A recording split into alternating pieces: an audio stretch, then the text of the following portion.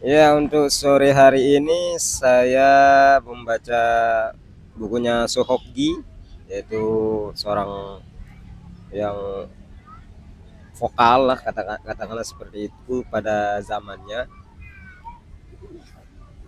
Ini buku ini menceritakan tentang keresahan-keresahan beliau selama semasa menjadi mahasiswa dulu di Fakultas Sastra UI.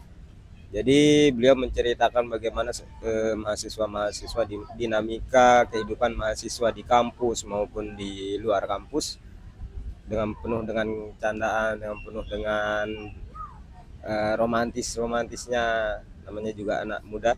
Tetapi di balik itu mahasiswa-mahasiswa pada zaman itu tidak takut untuk turun ke jalan ketika ada sesuatu yang menurut mereka tidak sejalan dengan apa yang mereka pahami selama ini, bahwa eh, katakanlah yang benar itu benar dan yang salah kan itu salah. Jadi mahasiswa-mahasiswa dulu tahun 60-an itu betul-betul idealis, sangat-sangat idealis, walaupun agak nyeleneh. Nyeleneh dalam artian mereka ketika di kampus bercandaannya ya khas anak muda begitu.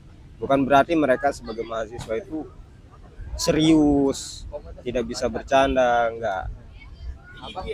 Ya, tetapi betul-betul sangat idealis, dan ketika itu juga pada zaman-zamannya eh, masih banyak-banyak atau carut marut ke politik pada zaman itu. Kemudian beliau juga menerangkan bahwa sebagai seseorang apapun kita, misalnya kita menjadi dokter, menjadi apapun kita, itu harus mengedepankan seorang rasa kemanusiaan. Nah, beliau betulnya waktu itu menonton film yang diputar di Fakultas Sastra UI yang berjudul Dan Penunggang Kuda Kelima Adalah Ketakutan. Film ini adalah kisah tentang manusia dan ketakutannya, lalu bagaimana akhirnya ia menemukan dirinya dan mengalahkan ketakutan. Nah, di film itu diceritakan ada seorang dokter diterbitkan lagi yang oleh penerbit berbeda dilarang untuk praktek oleh dan penerjemah yang berbeda. Nazi waktu itu George Orwell ini. pada pada Perang Dunia Kedua. Ya. Tetapi dokter ini disuruh untuk menjadi penjaga barang-barang sitaan, bukan sebagai dokter. Nah, pada suatu hari ada uh, pada suatu hari beliau disuruh untuk menolong seorang partisan yang ditembak dan disembunyikan dekat kamarnya. Ia menolak karena mengetahui apa akibatnya jika ia ketahuan oleh pihak polisi rahasia. Beliau takut untuk menolong tentara tersebut, seorang partisan tersebut tadi, tapi dari sisi kemanusiaannya beliau sangat ingin menolong seorang partisan yang terluka itu.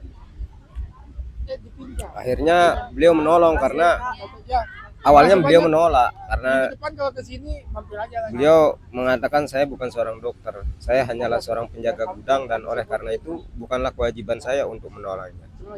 Tapi ia tidak dapat membohongi kata hatinya bahwa ia seorang dokter walaupun sekarang dilarang praktek dan harus menolong siapapun juga. Akhirnya setelah melawan dirinya sendiri, ia memutuskan untuk menolong partisan yang luka itu. Nah, di situ dalam film itu digambarkan bahwa seorang dokter meskipun dia dilarang untuk praktek oleh kekuasaan pada zaman itu, hati kecilnya atau sisi kemanusiaannya itu berkata bahwa saya harus menolong walaupun saya dilarang untuk menolong. Nah, di situ bisa diambil hikmah atau bisa dipelajari bahwa sebagai manusia, walaupun dalam keadaan kita dilarang untuk menolong menolong sesama manusia karena entah mungkin karena konflik atau apa, Ahok ditulis di sini. itu tidak bisa dikesampingkan rasa kemanusiaan kita. Nah, begitu juga dalam hal waktu itu Iya.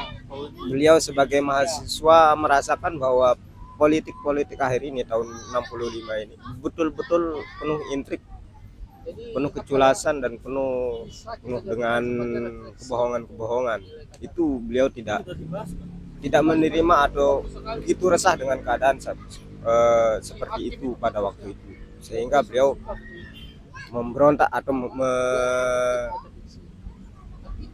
mengajak teman-temannya sesama mahasiswa untuk mengedepankan idealisme, bukan karena sebagai mahasiswa harus disetir-setir oleh keadaan, tetapi kita sebagai mahasiswa harus berupaya untuk menjadi seseorang yang mengedepankan idealisme itu tadi. Yaitu untuk sore ini saya membaca bukunya Sohobi dengan judul Zaman Peralihan. Ya itu saja mungkin.